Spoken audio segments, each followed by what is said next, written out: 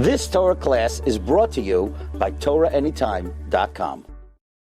So we're in the middle of the summer, we're beginning August, and the furthest thing from our mind is Rosh Hashanah. But in less than a week's time, it's already Rosh Chodesh Elul.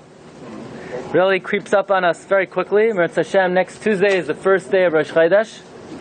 Wednesday is the second day of Rosh Chodesh. And Mirz Hashem, in a week from today, we'll be blowing shofar for the first time. And that reminds us that the Yom HaDin is coming, the Day of Judgment. The Mishnah tells us in Masechta Rosh Hashanah, B'arba prakim ha'olam nidain, the world is judged on 4 occasions. This is the Mishnah Masechta Rosh Hashanah Daf Tez Zayin. B'Pesach al Atfua, on Pesach Hashem judges for the grain. B'Atzeres al Peros Ha'ilan, on Shavuos Hashem judges us for the fruits, Peros Ha'ilan.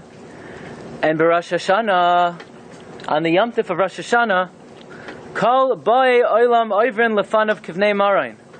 The entire world, all creatures, pass before him, Kivnei Marayin. Okay, these 2 words are the key to the Shiur. Kivnei Marayin. What are the B'nei Maron? What does the Mishnah mean? Then Rosh Hashanah, everyone passes before God, Kivnei Marayin. What are these B'nei Marayin? So even though Rosh Hashanah is the furthest thing from our minds, but nevertheless, we all want to have a good year, right? We want to have good health. We want to have good livelihood. We want to be successful. So you came to the right place, because what we're going to learn tonight is the single most important thing that you could do right now to have a good year in Tafshin Ayin Dalet Haba Aleinu L'Taiva. But we have to try to figure out, what does it mean, Kol Ba'ei Olam Oivrin Lefanav Kivnei Marayin, that the entire world passes before God, Kivnei Marayin. Says the Gemara Rosh Hashanah on Daf Yud Ches, there are 3 possible explanations for B'nei Marayin. My Kivnei Marayin, look at number 2. What are the B'nei Marayin?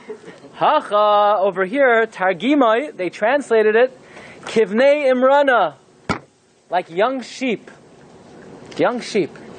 Rashi explains, when the farmer wants to count his sheep, in order to be able to determine which is the 10th sheep, to give the 10th sheep as meiser, so he opens up the corral ever so slightly, leaving enough room for 1 sheep to go out at a time.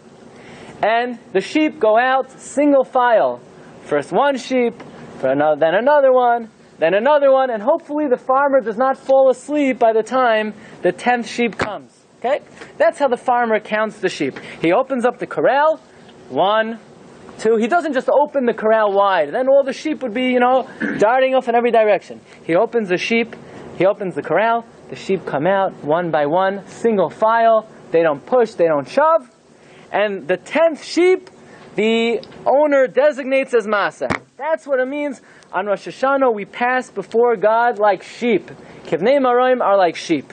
That's one explanation for Kivnei Marayin. Rish Lakish Amar, Kemalois Beis Marayin, like the ascent to the house of Marayin. What is the house of Marayin? What is this? B'nei Marayin was an ascent. It was a steep incline. And for instance, let's say you had to get up to a certain location on the top of the mountain. You needed to get a certain ticket. You got to get your triptych. And you would go climb to the top of the mountain up this steep incline. You'd go to the guy, he would hand you your ticket, and then you would go down the other side. Now this incline was very narrow. It was so narrow that it only allowed for 1 person to go up at a time. On one side of you have a steep cliff. If you veer off to the right, you're dead. On the left side is another steep cliff. You veer off to the left, you're a dead man. There was a very narrow incline. You would climb up. If somebody came after you, there's no way he's getting ahead of you unless he knocks you off the cliff. But there's no room for 2 people. So the first guy would go up, then the second guy, then the third. There was only room for 1 person. This is another way of saying 1 at a time, single file. Single file.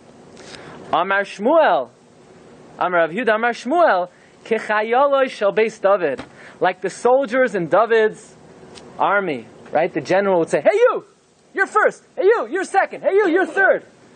And the soldiers would march single file. if anyone would dare to say, I'm not walking single file, I'm gonna walk next to my friend. That's it. He's deviating from the practice of the army. He's off with his head. Like the soldiers in David's army. So basically, what is the Gemara doing right now? The Gemara is giving us 3 possible meanings for kivnei marayin. One meaning is like young sheep as they exit the corral when the farmer counts them. Kivnei imrana, that is the first explanation of the Gemara. The second explanation of the Gemara is Reish Lakish. Reish Lakish says, Kemalois Beis Marayin, the ascent of Beis Marayin, which was a steep incline with a valley on both sides. And finally, Rabbi Yehuda Amar Shmuel says, like the soldiers in David's army, single file. And the question is, why do we need 3 explanations for what Kivnei Marayin means? Why do we need any explanations for what Kivnei Marayin means? It should just say, the Gemara should say, you know what it means, Kivnei Marayin? Single file. Is there anyone here who doesn't know what single file is? Don't answer that, right? Everybody knows. We need a mashal, you need an illustration, you need a parable to explain what single file is. You need a mashal to explain a difficult concept, something that people have a hard time grasping. You don't need a mashal to say that in Rosh Hashanah, don't think that when you go in Rosh Hashanah, you get to go in front of God with your entire table and shul. Right? You would have thought that, I could talk by davening, and my whole table will come with me in front of God, and when God says, why do you talk, I'll point to my friends. No. You come in front of Hashem one at a time. Right? So, why is it necessary for us to give all these different illustrations, like sheep, like the ascent of Beis Marayin, like soldiers in David's army? Just say it straight. On Rosh Hashanah, you pass before God single file. And this is such a difficult concept that you have 3 different ways of saying it. What's going on over here? Is it hard to grasp? Is it something that, if you can't get this, you better close the Gemara and you go back to Aleph, work on the Aleph base with the Nekudas. Just say, on Rosh Hashanah, you pass before God one by one. Rabbi said this is the question of the tzaddik, Rav Yitzchak Blazer. Hopefully, I hope you have the picture over here. The picture of Rav Yitzchak Blazer, Rav Itzela Petterberg. Rav Itzela Petterberg. He lived from 1837 to 1907. Rav Itzela Petterberg was one of the 3 primary disciples of the founder of the Muslim movement, Rabbi Yisrael Salanter. Rabbi Yisrael Salanter had 3 primary disciples, right? He had Rav Simcha Zisel, the Alter of Kelm. He had Rav Itzela Petterberg, Rav Yitzchak Blazer. Rav Yitzchak Blazer wrote Shas Teshuvas Pri Yitzchak.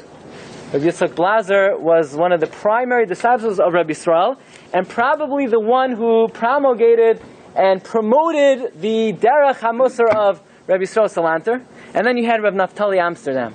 Okay, so Rav Itzela Petterberg in his classic work, Koich Ve'ar, asked this very question, and that is, what is so difficult about the concept that on Rosh Hashanah, every individual passes before God one by one, single file? Zeh achar zeh. Why wouldn't the Mishnah just say, B'Rosh Hashanah, Kol Boi Olam, Oivrin Lefanav, Zeh achar zeh? What do I need to say, Kivnei Marayin? I remember learning this piece when I was 15 years old, and I remember this piece had a tremendous Rosh Hamami. The question of Rav Itzela Petterberg. Comes along, Rav Itzela Petterberg, by the way, I just want you to know, Rav Itzela Petterberg, as great of a Baal Musar as he was, and as great as a Yarei Shamayim as he was, he had tremendous fear of the Yom Hadin, especially during the days of Rosh Hashanah, Yom Kippur, and during the Yemei Elul. You could read a lot of Gedolim stories in many places. You don't know exactly, like we learned a few weeks ago, they asked Rabbi Yoshev, are you allowed to exaggerate Gedolim stories, right? So Rabbi Yoshev Paskin, Halach L'Maisa, a little bit. So you could just imagine, if already Rabbi Yoshev said it's mutter to exaggerate them a little bit, you can imagine what's going on. But you could take to the bank that if the Chafetz Chaim writes a Gadol story, someone who has an entire sefer on accuracy and honesty, if the Chafetz Chaim is telling you a Gadol story, you could be pretty sure that it's accurate. As far as I know, the Chafetz Chaim does not write about the personal customs of tzaddikim. However, I found in the Sefer Chayvas Hashmira, on number 24, Chavetz Chaim writes about this like this. He says, God gave us a mouth, and you know what you should use your mouth for? You should really use it a lot. Use it to daven, use it to learn, and that's it. What else do you need it for? Maybe you want to eat a little pizza, but primarily you eat, you talk, you daven, and you learn. Otherwise, you should keep your mouth closed. But the Chavetz Chaim says to tell a regular Jew, don't talk, not really, not going to happen. But, he says, at least during the Yamim Nairaim, the high holy days, the Chavetz Chaim writes openly. He's not talking to tzaddik, he's talking to a regular Jew. During the high holy days, look at number 24, a person should not talk. That's what he writes. Okay, I'm not telling you what to do. I'm just reporting to you what the Chavetz Chaim writes. And he says, V'chein shamati. You know what I heard? Shahagoin hatzadik Rabbi Yitzchak. That the great tzaddik, whose picture you have over here, really an awesome picture. Av Bezdin Peterburg. Meirosh Chodesh Elul Arachar Yom HaKippurim Hayamesim Atzmai Ke'ileim. Rav Yitzchak of Peterburg did not say one word from Rosh Chodesh Elul to Yom Kippur every single year. However, says Rav Chavetz Chaim, and if you can't do that, at least between Rosh Hashanah and Yom Kippur, of course you shouldn't talk. I mean, that goes without saying. Okay, so again, this is just, I'm reporting to you what the Chavetz Chaim writes about Rav Yitzchak of Peterburg. That for 40 days every year, the tzaddik Rabbi Yitzchak Blazer did not utter one word. If you could do that even for 1 minute a day, it's a very big achievement. Okay. In any event, so Rabbi Yitzchak Blazer, Rabbi Yitzchak Peterburg wants to know what exactly is so difficult about the concept that we pass before God single file. Says Rabbi Yitzchak Peterburg, that is not what the Mishnah is trying to teach me. The Mishnah is not trying to tell me we pass before God one by one. That goes without saying. That we understand already. But rather, the Mishnah is teaching me the order in which we pass in front of God on Rosh Hashanah. And what we're about to learn is, the order is everything. Where you are on the line is the most critical part of the outcome of what your year is going to be like. And what we're going to learn is, the closer you are to the front of the line, the better off you'll be. And if you're straddling the end of the line, watch out, be careful, yikes. So what the Rav Yitzchak Peterburg is teaching us is that the Mishnah is not trying just to tell me that on Rosh Hashanah we pass before God one by one, but rather, what exactly is the order in which we pass before Hashem? And he begins by asking a very basic question. And that is, why is God having us pass before Him one by one? For what purpose? What, it makes it easier for Him? What, it's too difficult for Hashem just to take one glance at everyone and decide in one moment what everyone's outcome should be? Why does Hashem have to judge a person? First Yankel, and then Beryl, and then Shmerel, and then Feivel? What, it's easier? The system, the judgment in Shamayim, it's too difficult, Kaviyachal for Hashem? Why can't Hashem just, take B'Sakira Achas, in one glance, look everyone over, and issue the verdict immediately? But no, the Mishnah is saying, God judges one, and then the next guy comes in, and Hashem says, okay, I'll take care, say Shalom Shalom. No, the next guy, Bruchim Abam, how you doing? Let me open up your account. This, that, okay, bye-bye, next. Why does Hashem judge us one by one? Why not just judge everyone, B'Sakira Achas? Says Rav Yitzchak Peterburg. Take a look at the Gemara in Rosh Hashanah Daf Ches. Says the Gemara, who does God judge first? The Jewish people, or the Japanese, or the Italians, or the Russians? Who comes first? Says the Gemara, Melamed she Yisrael nechnasim tchila ladin. First God judges the Jews, and then He judges all the other nations. Kid Rav Chisda, like Rav Chisda said. Da'am Rav Chisda, Melech v'tzibor, Melech nechnas tchila ladin. When Hashem judges the Jewish people, first God judges the king. He says, Shlomo, you come here first. Let me judge you. And then Hashem takes care of everybody else. David HaMelech, you're first. And then Hashem judges everyone. Says the Gemara, God always judges the Jewish king and then everyone else. Shenemar, Mishpat avdoi u'mishpat amai. First, Shlomo says, God, you judge your servant. That's me, Shlomo says. And then you judge your nation. My taima. Ask the Gemara, why does God first judge the king? And only then does he judge the people. The first answer the Gemara gives is, what's Hashem going to do? First judge the regular people and make the king wait outside? Well, and Hashem is going to say, I'll let you know when you should come in. And all the people are going to be passing by. The king's going to be waiting outside. It's not derech eretz. Okay, and listen to the second answer of the Gemara. This answer cracks open the whole secret to judgment on Rosh Hashanah. V'yibayisema mekame delefush charoin af. God judges the king before he gets in a bad mood. What does that mean? First, Hashem looks at Reuven. Reuven has this Avera, that Avera, another Avera.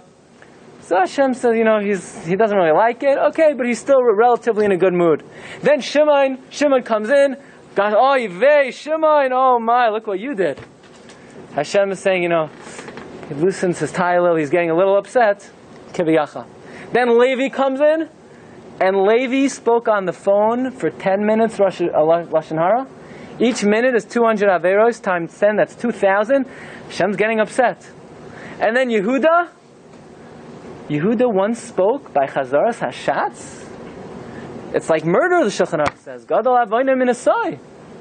And then Yisachar, one time his friend asked him to do him a favor, and he said, get lost. And Hashem's getting angrier and angrier, and all of a sudden the king comes in, and Hashem is fuming, smoke's coming out of his ears, so to speak. And Hashem said, I don't even want to look at your chesed. Get out of here. You're going to have a bad year. Says the Gemara, Hashem, if he would judge the king last, he would be in such a bad mood that the king would never make it through the year. So you know what Hashem says? King, you come in first when I'm still in a happy mood, I'm still in a good mood. I just came back from summer vacation. And and this way you'll have a good judgment. So it's a little pessimist. What in the world is this Gemara talking about? What, Hashem is in moods? Chas v'shalom. Hashem is moody? Hashem allows somebody else's averos to affect the judgment of another person? What does this mean? Mekami delefush charoin af. Says Rav Yitzchak Petterberg, what this Gemara is teaching us is that God has set up the heavenly judgment system parallel to and similar to the way judgment works down here on this world. In order for us to relate to God's judgment, we have to think of it and feel it and relate to it as if it would be a judge of flesh and blood. And by a judge of flesh and blood, yes, the earlier cases do affect the way that judge decides the later cases. The way Hashem set up judgment is that He allows what transpires before to affect the later judgment. This is the system of Shemayim. Somebody asked, well, that's not fair. I never learned that. I thought everybody has their own judgment. And I thought everybody has their own slate and nothing. So it's a good thing you came tonight, because whatever you learned was completely wrong. No, not everybody is looked at on their own. Not everybody has their own slate. Hashem judges Klal Yisrael. You are a member of Klal Yisrael. You are affected by earlier judgments. And therefore, says Rav Yitzchak, the Gemara is telling us, God first judges the king, and only then He judges everybody else.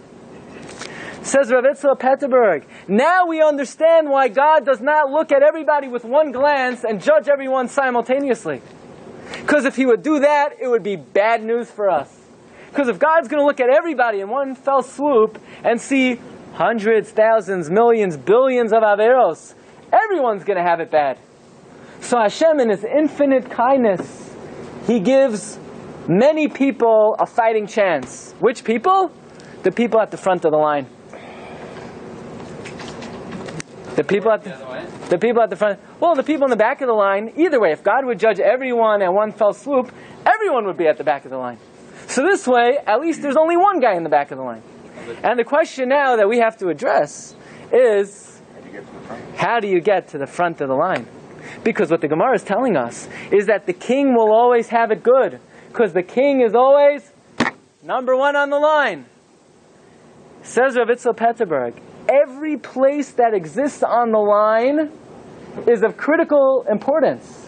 Because it says in Koheles, in Parak Tes, Pasuk Ches, Pasuk Yud Ches, number 8, V'choiteh echad ya'abei toiva harbe. One sin can spell terrible disaster. So if you could get ahead of one extra guy, who you don't have to deal with Hashem's anger that is being incurred because of that guy's one extra sin, the better off you are. And what we would like to discuss this evening is, how do you get to the front of the line? Because what we're about to see is, your judgment is very much intertwined and connected to your location on the line on Rosh Hashanah. How do you get to the front of the line? Says Rav Yitzchak Petterberg, that's what the Mishnah is trying to tell you. It's the Mishnah not saying you've passed before God single file. The Mishnah is trying to say, what's the order? How do you get to the front of the line? To which the Gemara gives 3 ways to get to the front of the line. And in order to explore that, let's talk about the judgment on Rosh Hashanah. How does the judgment work? What does Hashem do? He takes a look at the guy. He said, I like your tie. And I like the color of your socks today, so I'll give you a good year. Next. What is the judgment based on? What is it? If you're a good guy, you're a bad guy, you're a nice guy, you're a good basketball player. Well, how does God judge a person? Based on what? So the Gemara tells us in Masechta Rosh Hashanah, look at number 9. Amar Rav Kurspadai, Amar Rav Yochanan. Shloisha Svarim Niftachim Rosh Hashanah. 3 books are open on Rosh Hashanah. Echad Shel Risham Gemurin, one of the wicked. V'yachad Shel Tzadikim Gemurin, one of the righteous. V'yachad Shel Beinonim, and one of the in-betweens. Tzadikim Gemurin Nechtavim and Nechtam L'Alter L'Chaim. The righteous are immediately inscribed and sealed for life. Risham Gemurim, the wicked, Nechtavim v'Nechtam L'Alter L'Misa. The wicked get immediate death. Beinonim, the in-between, the medium guys, the mediocre people, Tuluyim B'Yomdim, their judgment is suspended. May Rosh Hashanah b'ad Yom HaKippurim, from Rosh Hashanah to Yom Kippur. Zachu, if they merit, Nechtavim L'Chayim, they get life, Lo Zachu, but if they don't merit, Nechtavim L'Misa. You hear what the Gemara is saying? There are 3 judgments, there are 3 books. You're a tzaddik, good life. You're a Rasha, you're going down under. You're a Beinoni, your judgment is suspended till Yom Kippur. So the question is, what's a tzaddik? And what's a Rasha? How do you become a tzaddik? And how do you become a Rasha? Is a tzaddik someone who is like a Gadol Hadar? Is a Rasha someone who is a mass murderer? So, the Ran says the following. Says the Ran, well, what's a Beinoni? A Beinoni presumably is 50-50.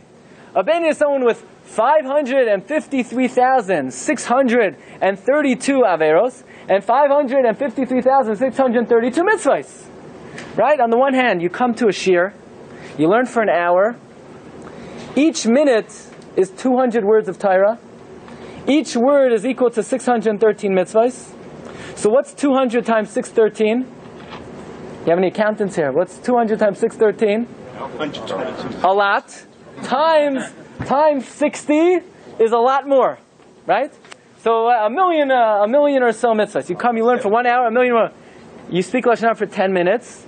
That's 100,000 averos, because each word is a separate avera. Lashon Hara is shakol keneged all the, right? So it's a very big cheshbon, right? So here you have a guy. He has 1,000,003 mitzvahs, 1,000,003 averos. Says the Gemara, he's a Beinoni.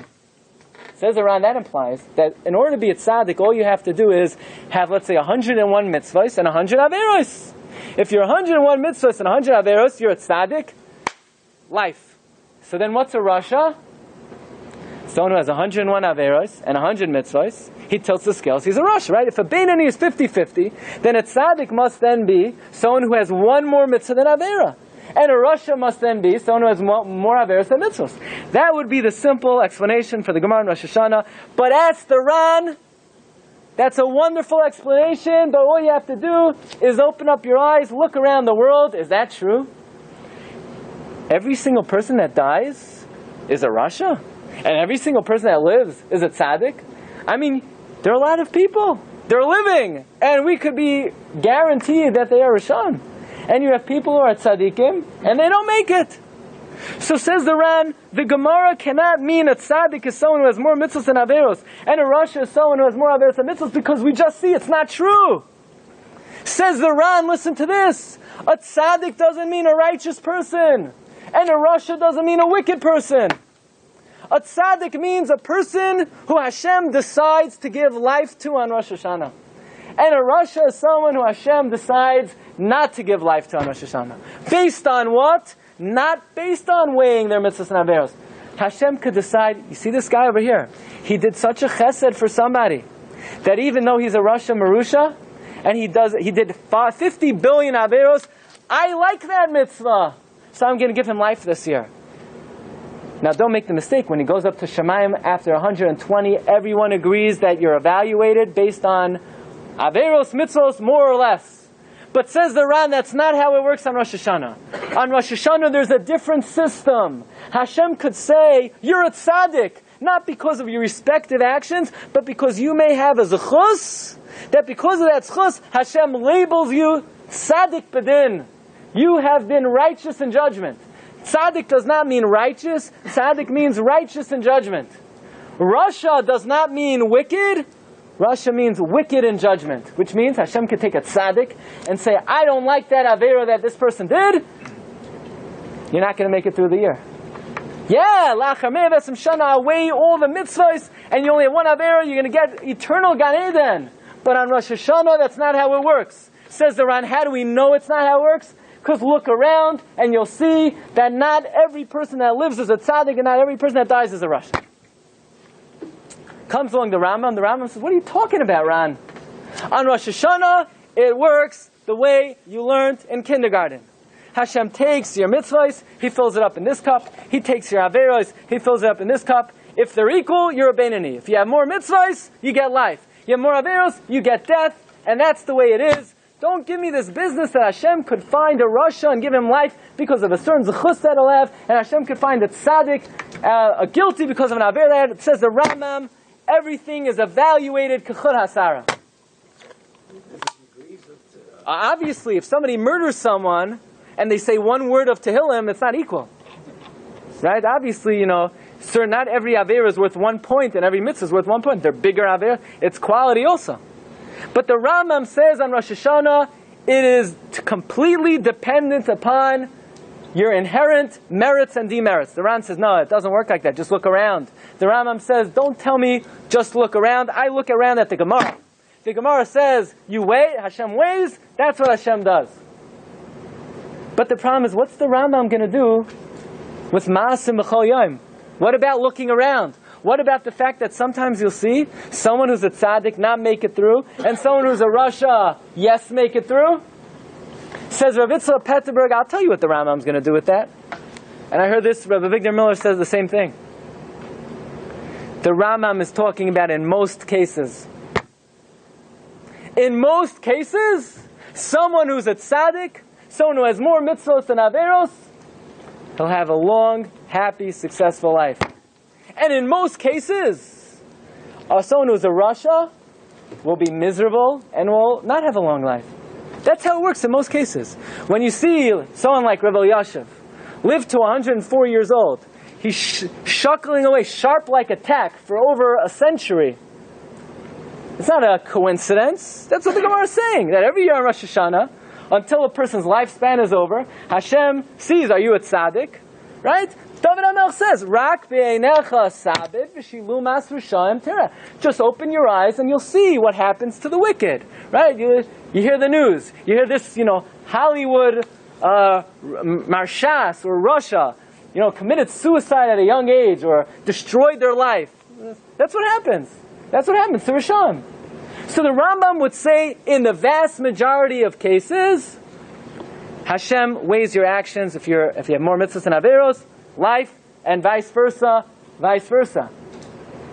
But the Rambam would agree there is a type of judgment, like the Ran says, that you could have a tzaddik who Hashem says, you know what, I don't like that misdeed, and Hashem could punish. Or Hashem could look at a rasha and say, you know what, I like that mitzvah, and for now I'll ignore what you're doing because of that zchus. It is possible, the Rambam would agree, that the Ran's type of judgment is possible, but that's the exception to the rule. That's not the general rule. In the vast majority of cases, a person's judgment is determined based on their respective merits and demerits. And Rav Yitzchak Petterberg writes, I'm not telling you a chiddush. I'm not telling you anything new. What he writes is, B'derech klal, this is in number 13 in the second paragraph on the 7th line. Yesh lanu lahamin, a Jew must believe, ki yisoid hadin v'hamishpa b'Rosh Hashanah hu bevadai al pi roiv hamas. A believing Jew accepts the fact that judgment on Rosh Hashanah, in the vast majority of cases, is dependent on mitzvahs and averos. Yes, there are exceptions. You'll tell me, what about that guy? What about this guy? There are always exceptions to the rule. But the rule is, hakol al pi roiv masa. And then there's a third level of judgment. So far we learned, in most cases the way it works is, more mitzvahs and averos, chayim. More averos and mitzvahs, misa. And then there are exceptions. There's somebody with a special mitzvah that Hashem could pay special attention to. Someone with an avera that Hashem doesn't like. And then there's a third level. And that third level is what Moshe Rabbeinu asked to Ribbon Shalom. God, Haydieni nas rachecha. God, teach me your ways. Moshe Rabbeinu wanted to know tzaddik v'raloi, rasha v'tovloi. Why is it that sometimes you could have a perfect tzaddik, never did an avera in their life, and they don't make it? You can have a perfect rasha, never did a good thing in his life, and live long. And Hashem said, Moshe, I told you everything. One thing I can't tell you is I cannot explain to you why sometimes, for no reason, I select a certain person to give them good, or select a certain person to do bad to them. Sometimes God will be gracious to someone who He chooses to be. Sometimes God will be compassionate to who He chooses to be. Not because the person did a special mitzvah. Not because this person has some aver that God doesn't like. Why? Mitam nelam she'en yodea adam ela HaKadosh Baruch Hu. These are the three main systems of judgment. In the vast majority of cases, God takes the scale, He weighs mitzvos versus averos, whatever the outcome will be, that is what your judgment will be. That is the general rule. Then you have some exceptions, where God could take a tzaddik and say, I don't like that avero. Or God could look at a rush and say, I like that mitzvah. And then you could have the really yotzei min haklal. You can have the exception of the exception, where someone is completely undeserving and God selects them. These are the three ways of judgment. If we were to ask then, what are the three ways then to get to the front of the line? How do you get to the front of the line? After all, what we're learning is, it is very important where you're located on the line. Location, location, location. Everything is dependent on location. You're in the front of the line, you're in good shape. You're on the back of the line, you're in bad shape. How do you get to the front of the line? So we would have to say, there are three ways to get to the front of the line. You could deserve it. You could imagine a guy who has 100 mitzvos and one avera. So Hashem's going to look at him. He's a strong guy. He's a worthy guy. I want to give him a good judgment. I'm going to put him at the front of the line. That's one way to get there. That way, it ain't going to do us any good right now, a month before Rosh Hashanah. Because if we don't have more mitzvahs and averos right now, then, I'm not here tonight in the next 20 minutes or so to tell you all of a sudden how to become a tzaddik. From being mostly averos to mitzvos, we're not here to figure out how we're going to completely get to the front of the line by, having more mitzvahs and averos. That we don't have enough time for. That's one way to get to the front of the line. If you're a tzaddik gamor. So if you're already a tzaddik gamor, then great. Then you're ready to be at the front of the line. There may be another way to get to the front of the line.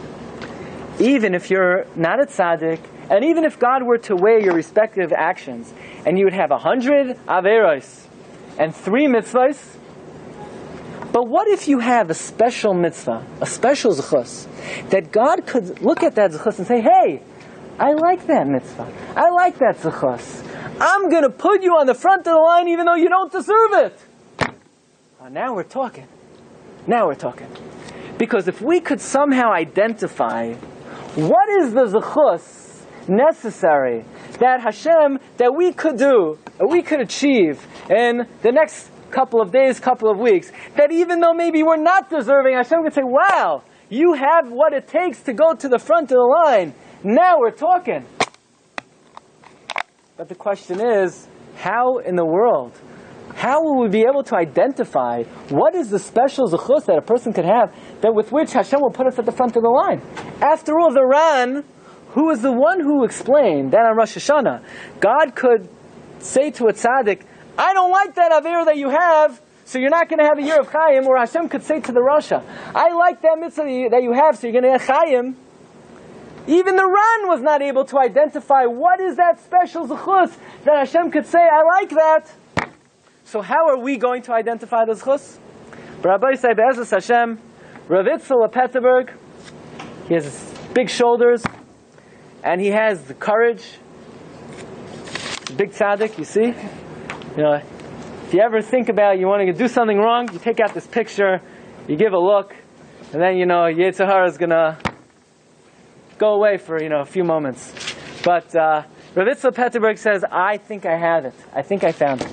I think I found the special merit that even if you're a Rasha, you could get to the front of the line.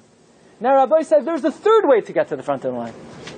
And that is, if Hashem decides, based on some hidden, unknown reason, that He wants to have mercy on you, He could put you to the front of the line.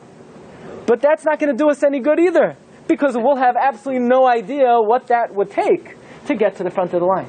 So to get to the front of the line, because you deserve it, because you did many, many mitzvahs, that takes too much time, right? We don't have enough patience for that. To become a tzaddik, to get to the front of the line, we didn't come here tonight to learn how to be a tzaddik to get to the front of the line. We want shortcuts. To try to figure out what God's secret, unknown way is, nobody knows. Even Moshe Rabbeinu doesn't know. But if we could somehow identify what is the special zechus that God could say, you know what, even though you don't deserve it, you have what it takes, that's something that we should be very interested in. What of tzedakah, teshuva, and tefillah? Teshuva, tzedakah, tefillah. Those are all beautiful, wonderful things. But somebody who has teshuva, tzedakah, and tefillah, and on the other hand, he has lashon hara, rechilus, and sheker, so now he's in big trouble because he has 3 on one side and 3 on the other. Yeah, inside. So what exactly is the special zechus? Comes Rav Itzel Petterberg, and he says, you want to know what it is? The Gemara in Masechta Rosh Hashanah tells us. The Gemara gives us 3 mishalim, 3 parables, to explain what it means, kivnei marayin. What's the first explanation? Kivnei imrana, like sheep. Any farmers over here? If you were a farmer, and you would open up your corral to let the sheep out, which sheep comes out first? The biggest, the strongest, the ones with the biggest muscle. He's going to bam his way through. He's going to push through, hit the hole like a running back, and he's number 1 on the line. And the shvacha sheep, the oiskeshach, the sheep, who's, the lamb chops go for, the whole thing is $1. And even though it's $30 a pound, he's on the back of the line. The sheep, the big fat sheep, the sheep that's been, eating grass nonstop for the last 17 years, he's coming out first. And then after him, weighing 300 pounds out of the university, right, is the second sheep. And the third sheep, who is first on the line when the sheep come out of the pen? The biggest and the strongest. What is that mashal trying to teach me? Who is first on line on Rosh Hashanah? Who's first on line? The strong ones. The tzaddikim. The people with the big spiritual muscles. God says, wow, you have 300 muscles over here and 700 muscles over there. Right? 700 mitzvahs over there. And you're strong, like the Gemara says in the Masechta Brachos, and Daf Yud Zayin. You have it on the sheet over here. The Gemara says, number 14, that some people God feeds out of His good grace, and some people God supports because they're strong. Who does God support because they're strong? The tzaddikim. What are they strong with? Their mitzvahs. So you want to know on Rosh Hashanah who goes first? The strong ones. Who are the weak ones? Vayizaniv b'cha kol hanecheshalim acharecha. Who are the weak ones? Says Rashi, the necheshalim are chaserei koyach machmas chetam. People who have sin. They're weak. They're eitzkeshvach. They're meek. They're walking around, So who goes first on the line? The first way to get to the front of the line is you got to be strong. Someone with more mitzvahs and averos, God will say, wow, this is a tzaddik. I want to give him a good year. He's going number 2 on the line. He's going number 3 on the line. He's going early. I don't want him to be at the back end of the line when I'm angry and I'm upset. Now, this ain't doing us too much good. To be a strong person, right? We're not here to all of a sudden become tzaddikim overnight. And that's why the Gemara tells us another mashal. And the next mashal is like this. Kemalois beis maroin. Like the ascent to beis maroin. What's beis maroin? It's an ascent. It's a narrow ascent. There's only enough room for one person to go up at a time. On the right side is a steep cliff. On the left side is a steep cliff. Who goes first up the beis maron? Who goes first? And who goes second? And who goes third? The strong one? No. The strong one, if he's third on the line, there's nowhere for him to go. He can't muscle his way through. You know who goes first? Whoever gets there first. And you know who's second? Whoever gets there second. And you know who's third? Whoever gets there third. Right? It's like saying, you go into the bagel store. There's a long line. Who's first on the line? The strongest guy? No. Whoever got there first. And who's second? It's first come, first serve. Right? You're waiting to get your pizza after a Pesach, right? Right? It's a big Indian, right? So who gets the first pie? See, free advertisement, right? Who gets the first pie? Whoever got there first. Not the strongest guy, not the biggest tzaddik. Whoever got to the store first, he gets the first thing. Kemalos beis maron. It's a very steep incline. There's only room for one person. Who goes first? Whoever got there first. Says Rabbi Petterberg, on Rosh Hashanah, who does God judge first? Whoever starts to prepare themselves for the judgment first. Whoever, when that shofar blasts on the first day of Rosh Hashanah, thinks, oh no, the Yom Hadin is coming. God is about to judge me. What am I going to do? I better start thinking about how I'm going to improve myself. Someone who takes it seriously. Someone who begins to prepare themselves. Right? Everybody knows, even in a court, down here in this world, even if it's not a capital offense, you're being audited. How many days in advance you prepare all the different papers and you try to find this thing and that thing to try to get it together well in advance of that frightening phone call. Everybody knows that. There it is. Everybody knows that if somebody's preparing for a court case, the more scared you are, the more you prepare. Says Rav Petterberg. The Gemara is telling us that who is judged first on Rosh Hashanah? The one who begins to prepare themselves first. But that guy, he's a big tzaddik. And he says, I have nothing to worry about. I'll start worrying about it. I'm Ashkenazi. This year, Rosh Hashanah is on a Wednesday. I only have 4 days of slichos to deal with. So now I'll start preparing slichos time. So Hashem says, whoa, you'll start preparing then? That's when you'll get online. But the guy who was on a very low level, and he has very little mitzvahs, but he started worrying and preparing and thinking and introspection and learning Musar and thinking about the upcoming judgment. He started preparing himself. Rosh Chodesh Elul. He goes first on the line because just like the Malos Beis Maron is first come, first serve, Rosh Hashanah, first come, first serve. That's another way to get to the front of the line. So even if you're not a big tzaddik, so the big tzaddikim, they didn't need to come tonight. There's another way to get to the front of the line. How? If God just decides, I want to give you a good year, you go to the front of the line. That's the third mashal of the Gemara. The Gemara says, Kechayalos beis David. You ever see a general, when he orders his soldiers to line up, you there, you there, you there? Based on what? Based on absolutely nothing. It's arbitrary. It's random. Right? Sometimes, knowledge. it seems to us like it's random. It seems to us like it's arbitrary.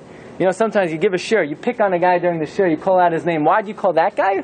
You don't even know why you called that guy. You would have to do 3 days of psychoanalysis to figure out why you called that guy, why you spit, right? Maybe after 3 you can. So why the general says, you there? Nobody knows. Even the general, maybe they put him in a box and they give him Chinese torture, we'll be able to get out of him why he picked that guy first. That's the third criteria of the Gemara. You get first online if God, for some tam nelam, for some hidden reason, he says you go over there. So the first way to get first is like the sheep. You power your way in. The whole year, you act like a tzaddik. You have more mitzvahs and averos. You get to the front of the line. The third way to get to the front of the line is hidden. It's mysterious. Nobody knows. It's the second way, which is very important for us to know about. The second way of the Gemara says, Kemalos beis maron, like that ascent. That who gets on the line first? Whoever gets there first. First come, first serve. That's why the Svarim tell us. As soon as that shofar blasts on the first day of Elul, think about the impending judgment. Our tradition is that beginning Rosh Chodesh Elul, because Moshe Rabbeinu went up to Har Sinai for the third time to receive the second set of luchos. It is a yamim of rachamim. It's yemei ratzain. It's a time where a person with a little bit of introspection and a little bit of self-criticism and self-analysis, a person could accomplish and achieve great levels. But the more you think about the impending judgment, the more you prepare yourself, the more you worry about it, the scareder you are, the more rachmanos Hashem will have on you. That's what Rabbi Petterberg writes. The more you're afraid, the more you take it seriously. You treat it lightly. God says, you don't think this is a big deal? You don't think this is serious? The more scared a person is, the more he prepares himself. The earlier you prepare yourself, the earlier online you are, the better year you'll have. So says Rabbi Petterberg, the Gemara in Rosh Hashanah is not just giving 3 different ways of saying that we pass in front of God single file. The Gemara is saying, what's the order of the line? Number 1, the stronger comes first. Number 2, the quicker you get there, the sooner you are on the line. And number 3, God has mysterious reasons to put somebody at the front of the line. Okay. But I'm a little worried for you guys. I really love everyone here. And I'm afraid that just because we're learning this piece in the Koich Vayar, there could be other people that are learning it also. And they may learn the secret that the sooner you prepare an Elul, the earlier off you are in the line. And then we're going to think, as soon as Elul comes, as soon as we hear that shofar, we're going to open up, Mesilas Yesharim and Shari Teshuva and start preparing for the judgment. And we're going to think, we're going to be early online. But it turns out that there could be other people elsewhere also learning about this. So how are we going to get ahead of them? So, last week I went to Pittsburgh. And I had to bring you back a souvenir from Pittsburgh, right? So actually, I didn't get it this time, but a few times ago, actually my father, when he went to visit my grandfather in Pittsburgh, he brought back a sefer, and this sefer is called Ben Le'ashri. Ben Le'ashri, Bracha Meshuleshes, look at number 27. Now this is a very special sefer. The Ben Le'ashri is written by the Goin, the Tzaddik, Reb Yitzchak HaKohen Huberman, known as the Tzaddik Meranana. The Ger Rebbe used to study the righteous practices of this tzaddik. The tzaddik Meranana was so poor, he could not even afford a new talis katan. He was so poor, he cannot afford to buy paper. So I have letters, my father has letters at home, that he wrote to my grandfather, where he had to write on the inside of the envelope, because he cannot afford he was a very big makubal. He never merited to have children, and this Sefer Ben La'ashri is his legacy, what he left over to this world. And what we're about to learn is quite moving and important, because the Tzaddik Meranana writes, look at number 28, an amazing promise he gives to those who learn his Divrei Torah and his Svarim. The Tzaddik Meranana writes, V'hineni moiser oid moida, I notify you, shehechladeti l'espalo b'li neder b'chol yom, I will pray every day, al kolela sheyainu b'sefer. Anyone who learns my sefer, v'yagidu b'shmi, and says over the Divrei Torah in my name, says the Tzaddik Meranana, I will pray for them, sheyivashu mikol tzara, that they will be saved from any distress and tragedy, shetzrichim Yeshua b'olam hazeh, whether they need help in this world or in the world to come. So tonight, when you go home, you say over this Dvar Torah. The Tzaddik Meranana is telling us he will pray for anyone who says over his Divrei Torah and protect them from any tzara in this world and the world to come. Says the Ben La'ashri, he knew that there might be some people, starting to prepare themselves already on the first day of Elul. So how are we going to get ahead of them? That's why you have to learn Parshas Re'eh, which happens to be this week's Parsha. And in Parshas Re'eh, the pasuk says like this. Look at number 26. Go to the place that God has selected. Seek out God's presence and go there. That is the simple meaning of the pasuk. Says the Tzaddik Meranana, L'shichnoi. What does the word L'shichnoi mean? It comes from the root shachein. What's a shachein? A neighbor. Says the Tzaddik Meranana, we know that before every Yom Tif, when do you have to start learning and expounding on the relevant laws of that Yom Tif? 30 days before. So for instance, on Pesach, you have to start learning Hilchos Pesach 30 days before. You have to start learning Hilchos Sukkot 30 days before. So Rosh Hashanah, which is a day of Teshuva, when should you start preparing for Rosh Hashanah? 30 days before, Rosh Chodesh Elul. Says the Tzaddik Meranana, don't wait for Elul. L'shichnai sidrashu. Seek out God during the neighbor of Elul. Uvasa shama. And then you'll get to the desired place. Then you'll get home. Then you'll have a good year. L'shichnai sidrashu. Go to the neighbor. Start doing tshuva in Av. Uvasa shama. And then you'll make it. Taking the pizza store analogy. Who gets the first pie? Not necessarily the guy who's first online. The guy who comes to the store before the store even opens. He's the guy who's getting the first pie. He beat everyone. Everyone thought they would be first online because they would come as soon as this guy was already waiting on the third day of Pesach. Right? That was a joke. But the guy who gets first on the line, the guy who comes while the store is still closed. Says the Tzaddik Meranana, yes, if you do start doing tshuva on Rosh Chodesh Elul, you have a nice fighting chance to have a good, nice spot on the line. But you want to do even better. Don't wait for Tuesday. Go home tonight, start immediately, and then when all those guys come, Rosh Chodesh Elul, when they hear the shofar, you're going to be very pleased to see that you've gotten ahead of them on the line.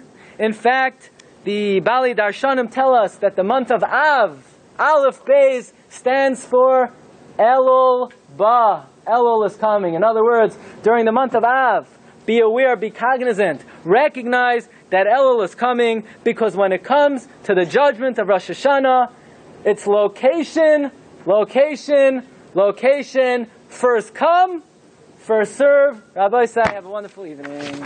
You've just experienced another Torah class brought to you by TorahAnytime.com.